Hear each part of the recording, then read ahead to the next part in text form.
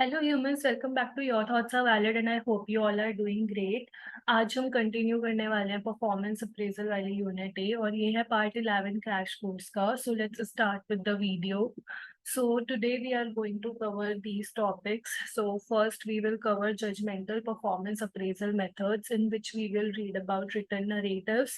Second, we will read about merit rating techniques. Under that, we will study about rating scales, ranking techniques, paired comparison technique, force distribution technique, force choice technique. So let's start with the video.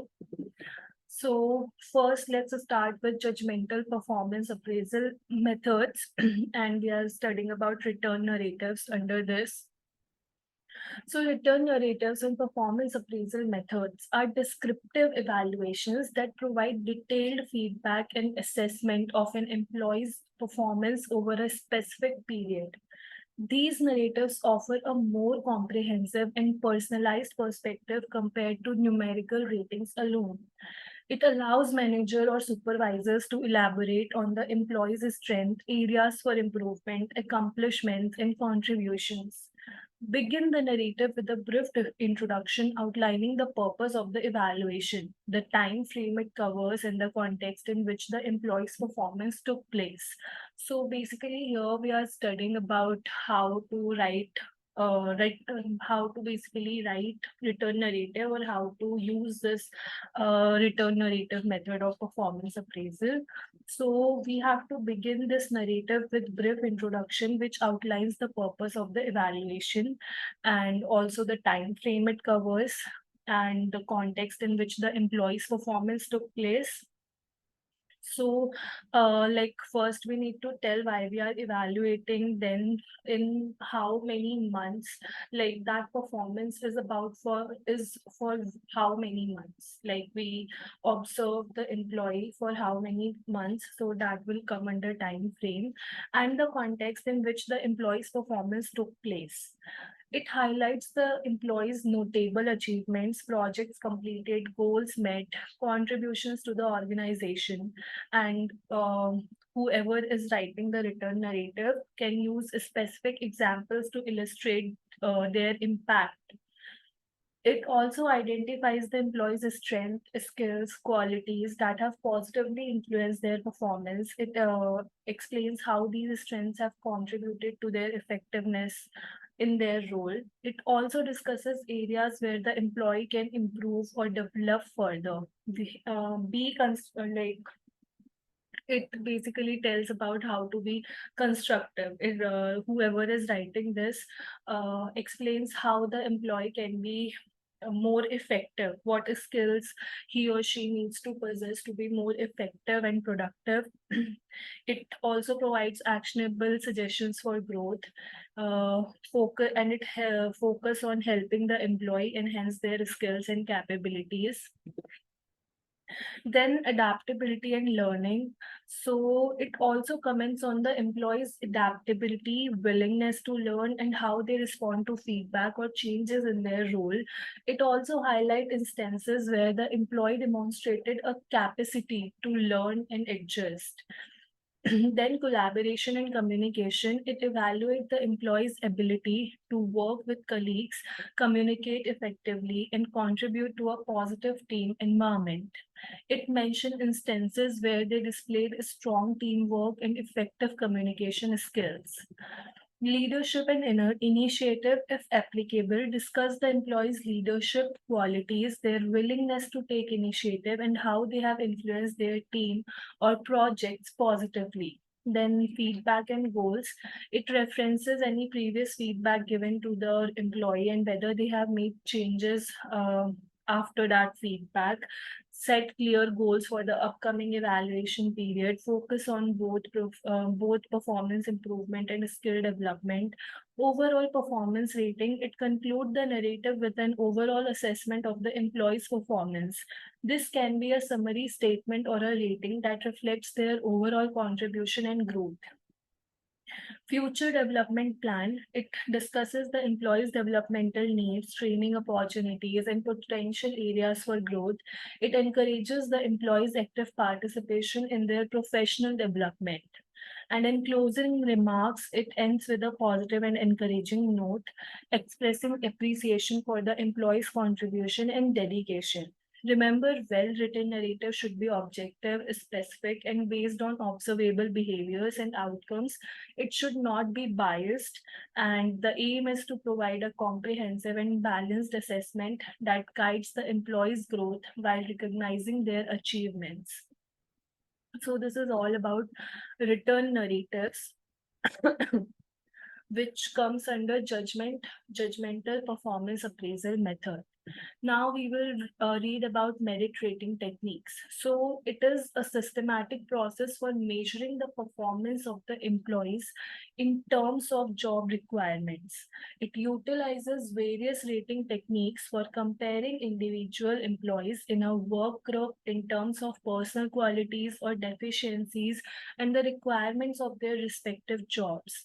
According to Scott and Spiegel, merit rating of an employee is the process of evaluating the employee's performance on the job in terms of the requirement of the job. It is a technique of assessing the worth of an employee with reference to job requirements. According to Dale Yoder, it refers to all the formal procedures used in working organizations to evaluate personalities and contribution and potential of group members. In the words of Yoder, all types of methods used in evaluating the worth of employees for the organization are termed as performance appraisal. In views of Elford and Betty, employees rating is the evaluation or appraisal of the relative worth of the company of a man's services on his job. This evaluation is normally done by the immediate superior in the organization, which is reviewed in turn by his superior. Not only the qualities but deficiencies are also taken into consideration to improve the performance of employees. What are the main objectives of merit rating? So the first objective is to assess the work of employees in relation to their job requirements. Second is to consider employees or workers for promotions, transfers, layoffs, etc. Third is to assess the good and bad points in working of employees and then making suggestions for improvement. Fourth one is to help in wage and salary administrations and taking decisions about incentives and increments to be given to the workers. Fifth is to evaluate the skill and training capabilities of employees and helping in planning suitable training and development programs for workers. Sixth is to know the problems faced by workers while doing various jobs. Seventh is to provide a basis for comparison to segregate efficient and inefficient workers. Eighth is to help management in placement, transfer of workers according to their capacity, interest, aptitude, and qualifications. And ninth is to help supervisors to know their subordinates more closely for increasing their efficiency and improving productivity of the system. So these are the main objectives of merit rating technique. There are different methods of merit rating. Merit rating plans or merit rating systems are discussed below. So the first one is rating scale method. So what are the steps involved in rating scale method? The first step is to define the merit factors, that is the standards, on what standards the employee is being rated. And these factors can include a standard of output, intelligence, leadership, quantity of output, job knowledge, adaptability, etc. The number of factors employed for rating an employee may vary from 6 to 10.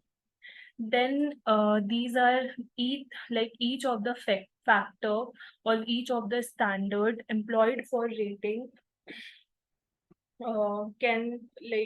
can be divided into 3 or 5 different grades or degrees, like excellent, very good, good, fair, unsatisfactory. Then the third step is to impart certain points to each grade.